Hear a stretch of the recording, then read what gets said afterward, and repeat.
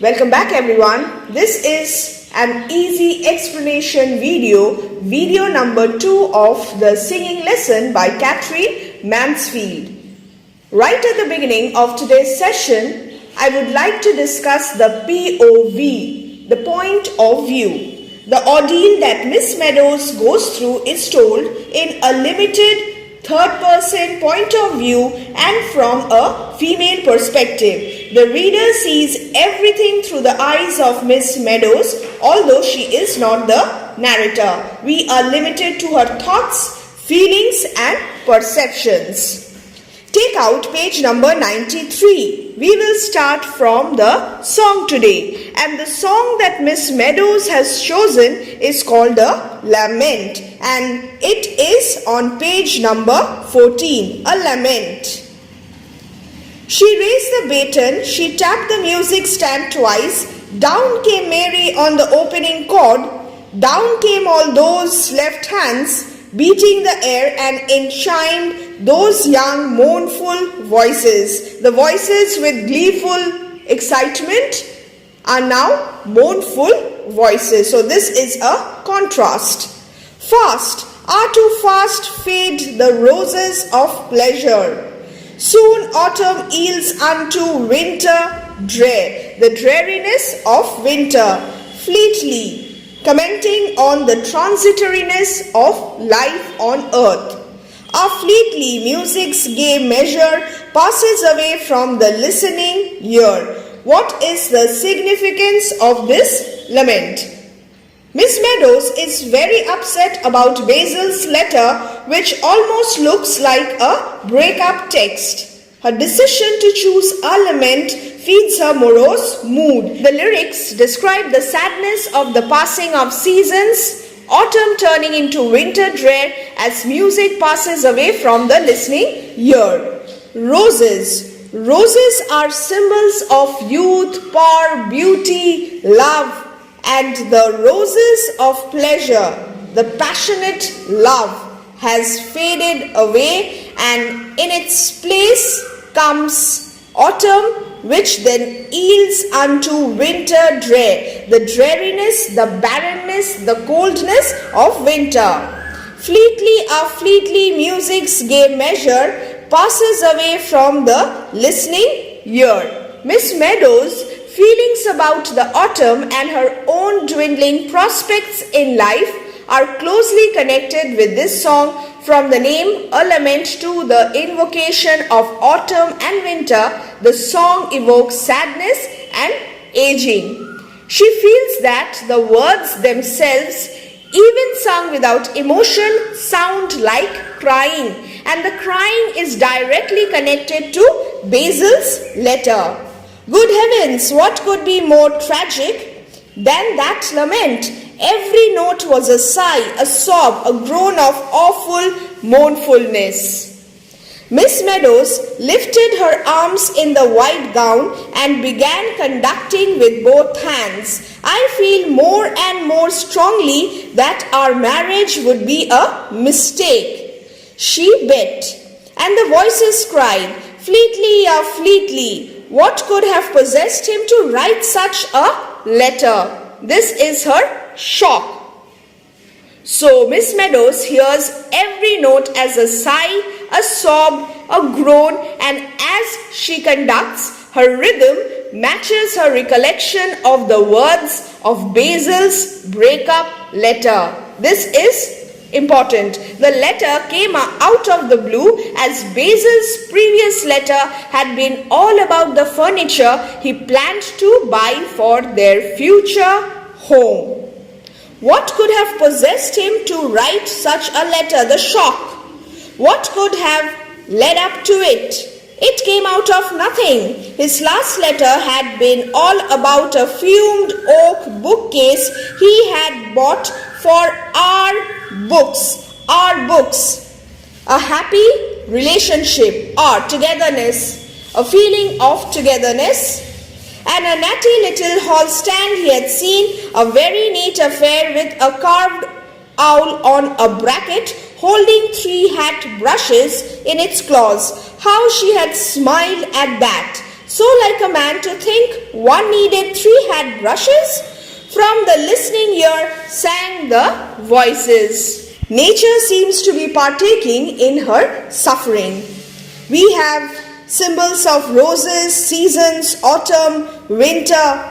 Nature seems to be partaking in the suffering of Miss Meadows, and then her thoughts switch from the past to the present, and the narrative takes a non-linear structure. And this is another recurrent feature in modernist texts. Whenever you are preparing an answer, analyze the singing lesson as a modern short story, do refer to these points. One moment she is instructing the girls to sing, another moment she is thinking of the past, and at yet another moment she is worried about what the science mistress will think of her. Past, present and future are mingled in the whirlpool of thoughts which occupy Miss Meadows' mind. Once again, said Miss Meadows, but this time in parts still without expression, fast, too fast. With the gloom of the contraltos added, one could scarcely help shuddering. Contraltos, the lowest female singing voices. Fade the roses of pleasure, lost love. Last time he had come to see her, Basil had worn a rose in his buttonhole. How handsome he had looked in that bright blue suit with that dark red rose. Rose is a symbol of youth, beauty, and he knew it too. He couldn't help knowing it. First he stroked his hair, then his moustache. His teeth gleamed when he smiled. What do we have here? Miss Meadows recalls Basil's handsomeness and how he could not help knowing how handsome he was. She recalls him stroking his own hair and moustache. We notice Basil's interest in his own appearance and also his focus on furniture. She does not recall anything about his personality that she likes beyond being glad that he is good looking and wants to furnish a home for her. She does not seem to be in love with him either. Well, what do you think? What do you think about this? Miss Meadows thinks of another conversation she had with Basil, where he said that the headmaster's wife had asked him to dinner again. But he doesn't feel that he can refuse, even though he finds it annoying, because it does not do for a man in my position to be unpopular. The headmaster's wife keeps on asking me to dinner. It's a perfect nuisance. I never get an evening to myself in that place. But can't you refuse? Oh well, it doesn't do for a man in my position to be unpopular. Music's gay measure wailed the voices. The willow trees outside the high narrow windows waved in the wind. They had lost half their leaves. The willow trees symbolizing loss, sadness. The willow trees are also now barren. They had lost half their leaves, and the tiny ones that clung wriggled like fishes caught on a line. The meaning of wriggled is twisted and turned with quick wreathing movements. I am not a marrying man. The voices were silent, the piano waited. Quite good, said Miss Meadows, but still in such a strange, stony tone that the younger girls began to feel positively frightened. But now that we know it, we shall take it with expression. As much expression as you can put into it. Think of the words, girls. Use your imaginations.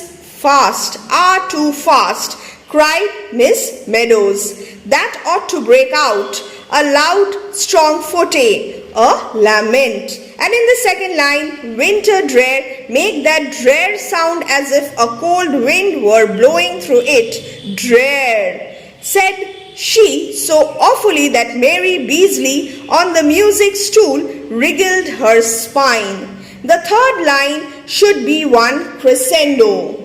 In music, a gradual increase in loudness in a piece of music is called a crescendo. Fleetly, music's gay measure, breaking on the first word of the last line, passes and then on the word away, you must begin to die, to fade, until the listening ear is nothing more than a faint whisper. You can slow down as much as you like, almost on the last line. Now, please. This is the singing lesson of Miss Meadows. Notice the precision, the instruction, the detailed instruction.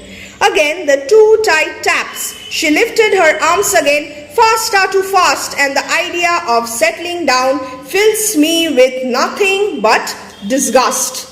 Disgust was what he had written. That was as good as to say their engagement was definitely broken off. Their engagement. People had been surprised enough that she had got engaged. This is again important. The science mistress would not believe it at first, but nobody had been as surprised as she. She was 30. Basil was 25. It had been a miracle, simply a miracle, to hear him say as they walked home from church that very dark night, "You know, somehow or other, I have got fond of you," and he had taken hold of the end of her ostrich feather boa.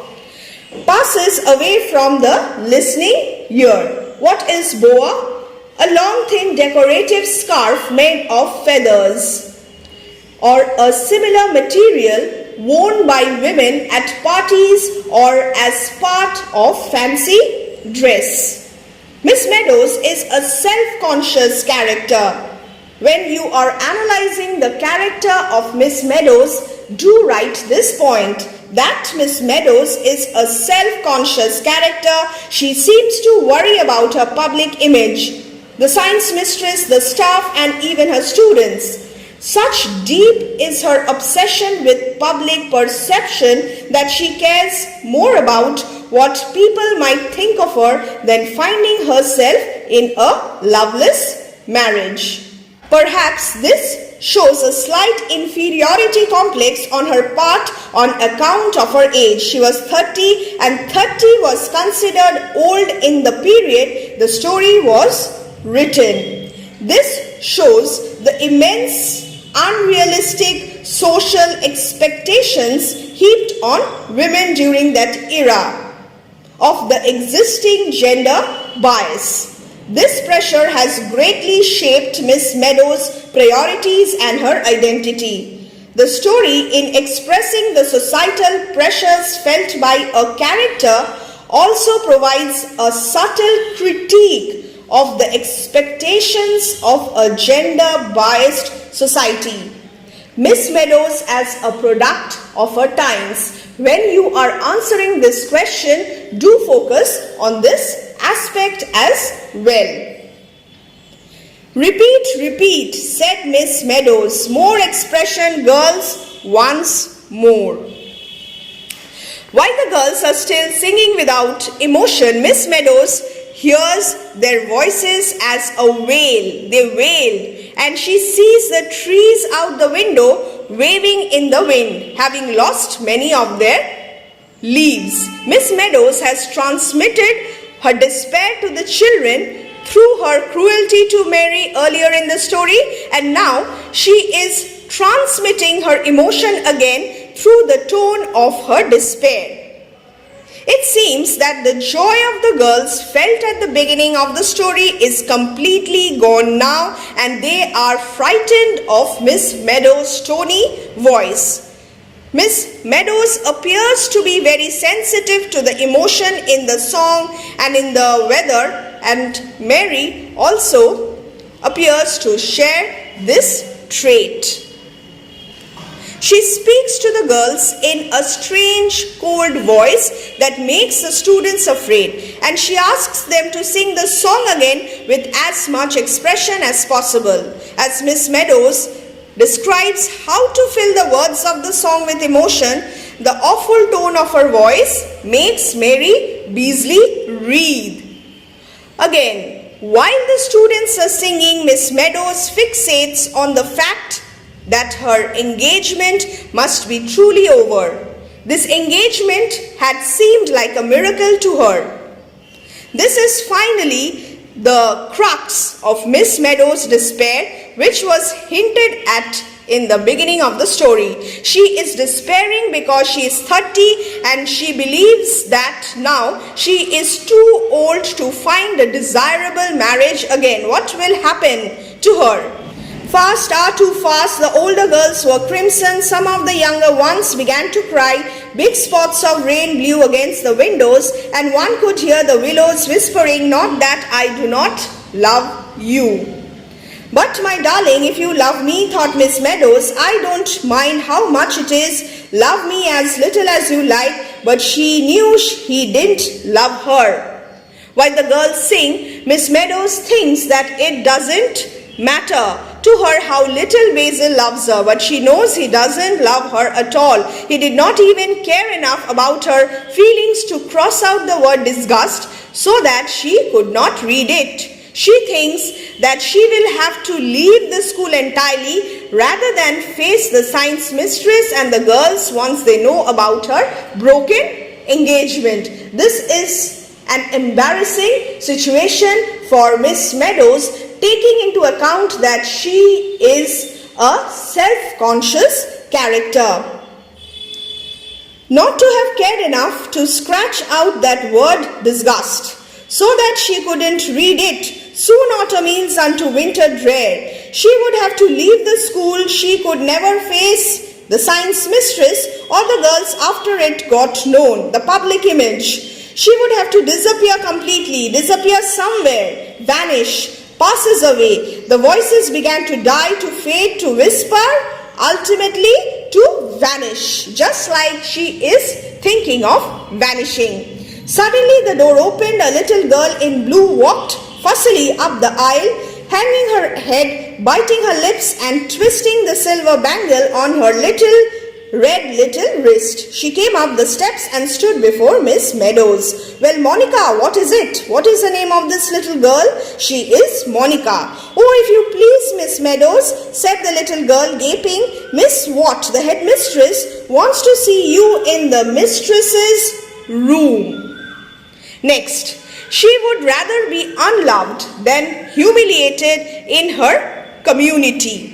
Her level of dread about being known to be single again seems to show that this fear of being single at 30 and having everyone know it is her true motive for marrying. She is trying to marry a man who may not love her, and why is she doing it? Because of this reason.